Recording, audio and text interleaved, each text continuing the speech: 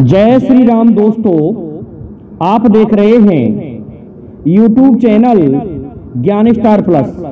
तो दोस्तों, आप सभी का हार्दिक स्वागत व अभिनंदन। देखिए दोस्तों, आज हम आपको बताने वाले हैं कुछ ऐसा अनूठा प्रसंग जो आप कहेंगे कि हाँ, ये प्रसंग वास्तव में अच्छा है। प्रसंग इस प्रकार से है कि मंत्रा भगवान श्री राम से बैर क्यों करती थी। हमारा प्रश्न यही है आज का। और देखिए दोस्तों, इस प्रश्न का उत्तर जानने से पहले जो भाई हमारे चैनल पर नए हैं, उन सभी भाइयों से मेरा निवेदन है कि वे भाई हमारे चैनल को सब्सक्राइब जरूर कर दें, साथ ही बेल आइकन को भी प्रेस कर दें, जिससे कि आने वाले वीडियो का नोटिफिकेशन आपको मिलता रहे। देखिए दोस्तों, क्यों करती थी मंत्रा बैर भगवान श्री राम से। कथा बड़ी रोचक है। ये कथा आपको तेलुगु भाषा की रंगनाथ जी रामायण से मैं सुनाने जा रहा हूं। देखिए, इसका संस्करण हिंदी में भी मिलने लग गया है, और यदि आप चाहो तो गूगल से भी इसको डाउनलोड करके देख सकते हो, और इसमें ये आपको कथा मिल जाएगी। दोस्तों, ये कथा यहीं से ली गई है कि क्या हुआ, क्यों करती थी बैर, कि पूर्व जन्म में मंत्रा का ऐसा क्या हुआ जो उसे इस जन्म तक ये सब कुछ करना पड़ा। भगवान श्री राम को वनवास देना पड़ा और उनकी बाल लीलाओं को देखना पड़ा। उनके जो साथ के भाई थे भरत, शत्रुघ्न और लक्ष्मण, उनकी लीलाओं को देखना पड़ा। ऐसा क्या कारण था। देखिए दोस्तों, आप सभी को पता है कि हिरण्यकश्यप ऐसा दैत्य था जो प्रभु का नाम लेना ही नहीं चाहता था। उनके एक पुत्र हुए जिनका नाम सभी को ज्ञात है, प्रहलाद। और प्रहलाद भगवान श्री हरि विष्णु के भक्त थे। जब प्रहलाद बुढ़े हो गए तो उनके एक पुत्री और एक पुत्र दो हुए थे। एक का नाम विरोचन और पुत्री का नाम दोस्तों आगे बताऊंगा। तो देखिए, अपने पुत्र विरोचन को प्रहलाद राज दे करके और पुनः भगवान की भक्ति में लीन होना चाहते थे, संन्यास ग्रहण करना चाहते थे। तो प्रहलाद ने क्या किया दोस्तों, अपने पुत्र विरोचन को राज दिया, गद्दी पर बिठाया और स्वयं वन को चले गए। अब महाराज विरोचन राज कर रहे थे और उन्हें यह दिखाई दिया कि मैं दिग्विजय क्यों ना कर लूं। तो विरोचन ने दिग्विजय के लिए अपने सेनापति को सज्ज करके सभी तरफ आक्रमण कर दिया। इंद्र को स्वर्ग से निकाल दिया और संपूर्ण पृथ्वी और स्वर्गलोक आदि पर अपना राज्य स्थापित कर लिया। अब इससे क्या हुआ, देवताओं में सनसनी फैल गई। देवता रहे तो अब कहां जाके रहे। तो इंद्र भगवान श्री हरि विष्णु के पास गया। भगवान श्री हरि विष्णु से कहने लगा, इंद्र कि हे प्रभु, मुझे उपाय बताइए, मैं क्या करूं, मेरा राज्य मुझे कैसे वापस मिले। तो भगवान श्री हरि विष्णु हंस करके कहने लगे कि एक धर्मपरायण राजा जो धर्म को मानता है, मेरा उपासक है, भगवान शिव का उपासक है। अरे, ऐसे राजा का वध मैं कैसे कर सकता हूं। दोस्तों, राक्षस उस समय सभी वैष्णव बन चुके थे, सभी शाकाहारी भोजन करते थे और धर्म की स्थापना हो चुकी थी। इस कारण से भगवान श्री हरि विष्णु ने यही कहा कि ऐसे भक्त को मैं कैसे मारूं। इस पर इंद्र गिड़गिड़ाने लगा। तो इंद्र से कहा, कैसा है देवराज इंद्र, आप एक कार्य कीजिए, विरोचन की सबसे बड़ी कमजोरी मैं बताता हूं, आप अपने स्वर्ग को उनसे दान में मांग लीजिए। विरोचन बहुत बड़ा दानवीर है और वह प्रातः काल जो भी उसके दरवाजे पर पहुंच जाता है उसको दान देता है।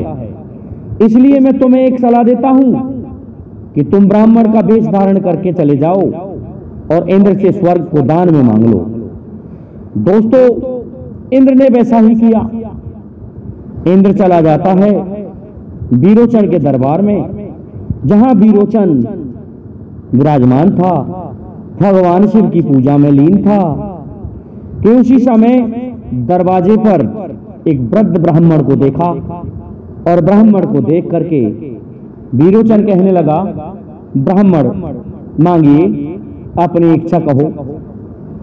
तो इंद्र के मन में उस जगह कपट आ गया कि मैं स्वर्ग को यदि दान में लेता हूं तो लोग मुझे उलाहना देंगे कि इंद्र तूने वीरता से नहीं लिया है, स्वर्ग को दान में लिया है, इसलिए क्यों ना मैं इस राजा से इसकी मृत्यु मांग लेता हूं। इंद्र के दिमाग में एक ख्वाब आया। इंद्र कहने लगा, महाराज आप मुझे दान देने से पहले संकल्प करो, मुझे वचन दो कि मैं जो मांगूंगा उसे फिरोगे तो नहीं।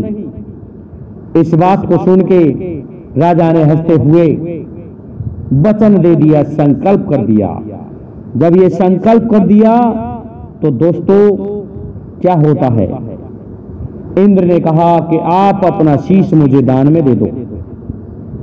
जब ये सब कुछ कहा तो महाराज विरोचन कहने लगे कि तुम ब्राह्मण नहीं हो सकते, बताओ असलियत में तुम कौन हो। इस बात को सुना तो इंद्र टाल मटोल करने लगा। इंद्र कहने लगा, चुपचाप रहने लगा। तो इस पर विरोचन कहने लगा, हे प्रभु, मैंने यदि सच्चे मन से आपकी भक्ति की है, आपकी पूजा की है, तो इस अधर्मी ब्राह्मण का असली चेहरा मेरे सामने आ जाए।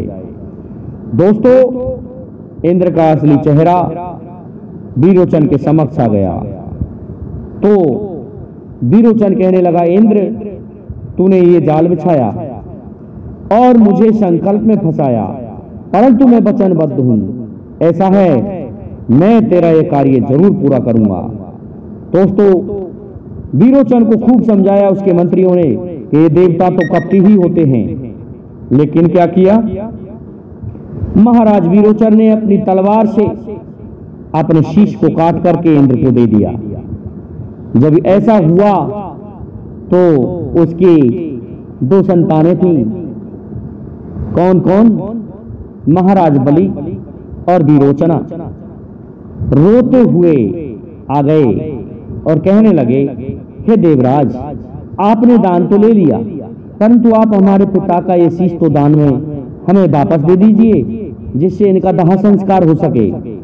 नहीं दिया दोस्तों इंद्र ने। इस पर फिर बलि को ये पता चला। बलि ने भी खूब प्रार्थना की, लेकिन विरोचन का शीश इंद्र ने वापस नहीं दिया।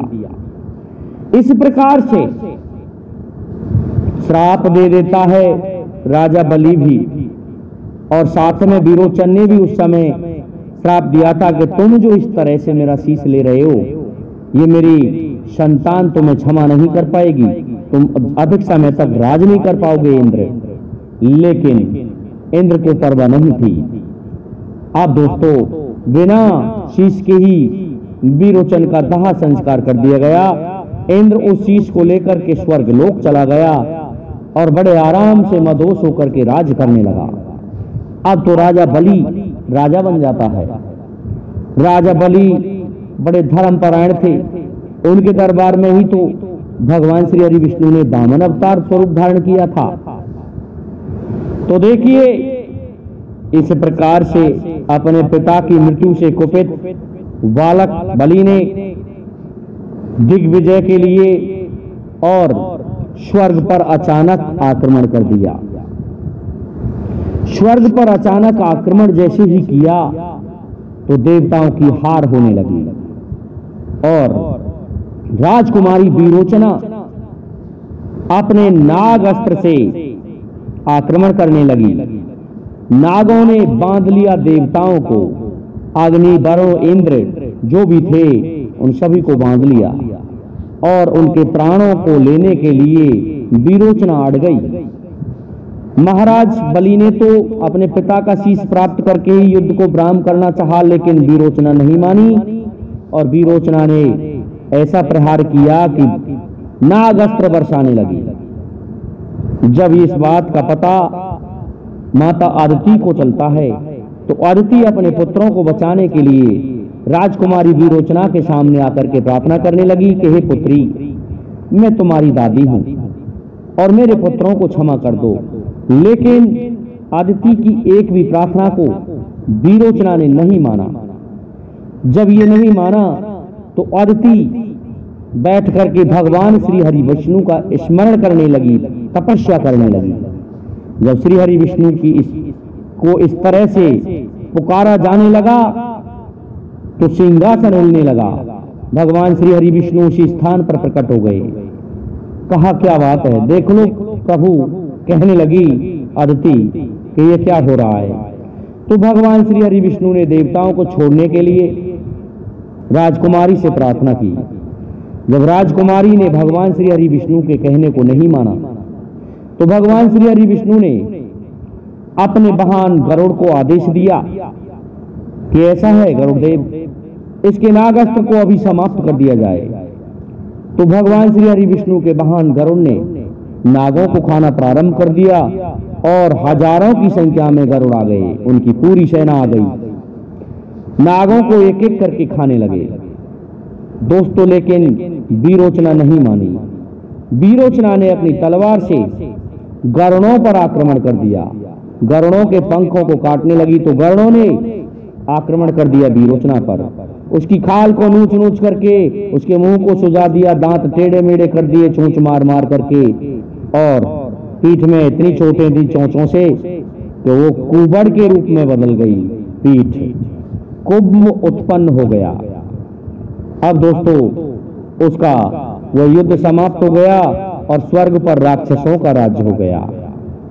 आ जाते हैं अब तो राजकुमारी विरोचना को सभी उसके कुंभ को देख के, उसकी शकल जो बिगड़ी हुई थी, चोंच मार मार के गरुड़ों ने जो बिगाड़ दी थी, सभी लोग उसका मजाक बनाने लगे। इससे वो चिढ़ने लगती है और प्रातः काल, सुबह, शाम, दोपहर 24 घंटे भगवान श्री हरि विष्णु को वो गाली देती रही, कोसने लगी, ईर्ष्या करने लगी प्रभु से। देखिए दोस्तों, इस प्रकार से वह वृद्ध होती गई और अंत में मृत्यु को प्राप्त हुई। तो उसे कहते हैं अपना कुबड़ जो याद था वही कुबड़ याद आया मरते समय। और ये कहा गया है हमारे पुराणों में कि अंतिम मतासो गता, मरते समय जैसी शक्ल, जैसा दृश्य इंसान देखता है वैसा ही शरीर उसको मिलता है। तो उसने वह कुबड़ ही ध्यान में रखा था। इस प्रकार से आपने भरत जी की कथा भी सुनी होगी कि ऋषभ देव के पुत्र भरत जी योगी त्यागी ज्ञानी। देखिए भरत जी थे, उनको एक हिरण से प्रेम था और हिरण की ही शक्ल उन्हें याद रही, इसलिए उनको दूसरे जन्म में हिरण बनना पड़ा। तो अंतिम स्थिति होती है उसमें जैसा दृश्य याद आता है वैसी ही योनि में आदमी जाता है। तो फिर से उसका जन्म हुआ कोंकण प्रदेश में, केक प्रदेश में, जहां पर वह मंत्रा के रूप में प्रकट हुई, पैदा हुई। और वही मंत्रा जिसने वो धाय माता थी केकेयी की, उसने मंत्रा ने केकेयी को पाला था और साथ में दासी बन के आई थी। तो यही कारण था, प्रभु ने यही कृपा की थी मंत्रा पर कि मंत्रा तुम्हें बुराइयां हैं परंतु मैं तुम्हें तुम्हारी जो गालियां दी हैं तुमने मेरा स्मरण किया है, मेरी सभी बाल लीलाओं को दिखाऊंगा और यहां तक है तुम मेरे कई कार्यों में सहायक सिद्ध होंगी। तो मंत्रा अयोध्या में केकेयी के साथ रहने लगी और भगवान श्री राम, भरत, लक्ष्मण, शत्रुघ्न आदि सभी की बाल लीलाओं को देखती रही। लेकिन मंत्रा को भगवान श्री राम प्रिय नहीं लगते थे। यही कारण था क्योंकि भगवान श्री हरि विष्णु ने उसके नाग अस्त्र को कटवाया और गरुड़ों ने उस पर आक्रमण किया। यही वैर था भगवान श्री हरि विष्णु या उनके अवतार श्री राम और मंत्रा का। तो देखिए दोस्तों, आपको हमारा वीडियो कैसा लगा कमेंट करके जरूर बताइए। दोस्तों आज के लिए इतना ही काफी है। जय हिंद, जय भारत, जय जय श्री राधे, जय जय श्री राम।